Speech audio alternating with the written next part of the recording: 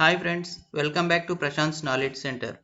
మనం ఈ వీడియోలో ఎంఎస్ ఎక్సెల్ ఎలా ఓపెన్ చేయాలి, దాని గురించి అది ఏంటో తెలుసుకుందాం. మనం ఎంఎస్ ఎక్సెల్ని ఓపెన్ చేయాలంటే స్టార్ట్ మెనూలోకి వెళ్ళండి, ఆల్ ప్రోగ్రామ్స్, అందులో ఎంఎస్ ఆఫీస్ అని ఉంటుంది. ఇది మనం ముందుగా ఇన్స్టాల్ చేసుకోవాలి. ఈ సాఫ్ట్వేర్ని ఎంఎస్ ఆఫీస్ ఓపెన్ చేయండి. అందులో ఎంఎస్ ఆఫీస్ ఎక్సెల్ అని ఉంటుంది.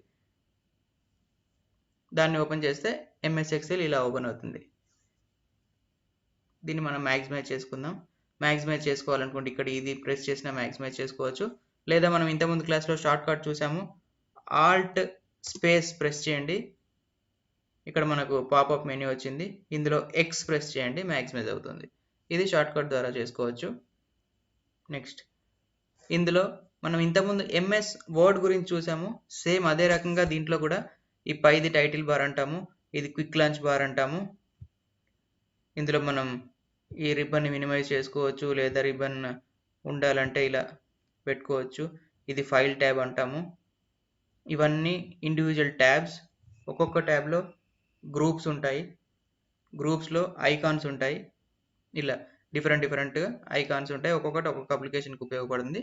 అది ఏంటి అనేది మనం ఇండివిజువల్గా నెక్స్ట్ క్లాసెస్లో చూద్దాం ముందు.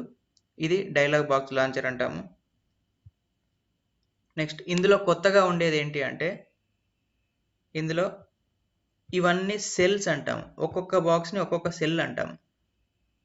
మనం ఇందులో ఏదైతే టైప్ చేస్తామో అది ఇక్కడ మనకు కనబడుతుంది అనమాట.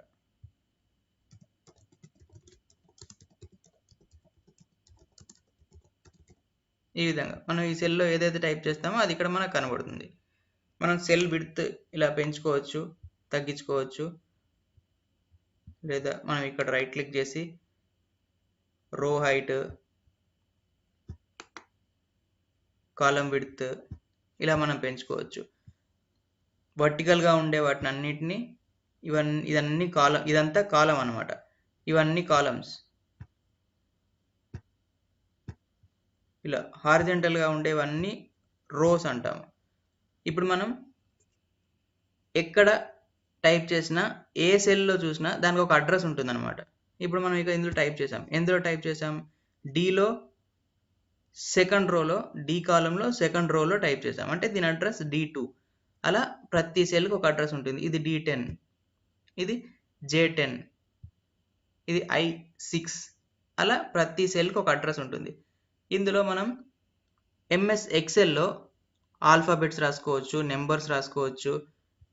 ఇలా మనం ఏదైనా కావాలనుకున్నప్పుడు ఇలా సెలెక్ట్ చేసుకొని ఏదైనా డేటా టేబులర్ ఫామ్లో చేసుకోవాలనుకుంటే టేబుల్ రెడీ చేసుకోవచ్చు. ఇలా బార్డర్స్ పెట్టుకొని టేబుల్ రెడీ చేసుకోవచ్చు. అలా డిఫరెంట్గా వాడుకోవచ్చు.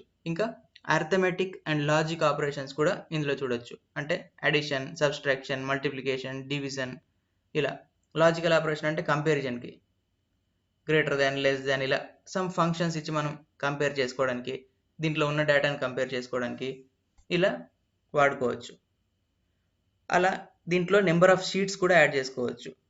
ఇదొక షీట్, నెక్స్ట్ ఇదొక షీట్, ఇదొక షీట్, అలా నెంబర్ ఆఫ్ షీట్స్. ఇంకా షీట్స్ మనం కావాలంటే ఇంకా యాడ్ చేసుకోవచ్చు.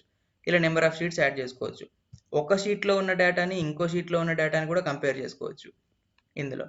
అలాగే మనం ఒక షీట్లో ఉన్న డేటా ఇంకో షీట్లో ఉందనుకోండి, ఇక్కడ మార్చినప్పుడు ఇందులో కూడా మారాలనుకోండి, అప్పుడు ఈ షీట్ నుంచి దాంట్లోకి లింక్ చేసుకొని అలా ఆటోమేటిక్గా ఒక దగ్గర చేస్తే అన్ని ప్లేస్లో మారేలా కూడా చేసుకోవచ్చు.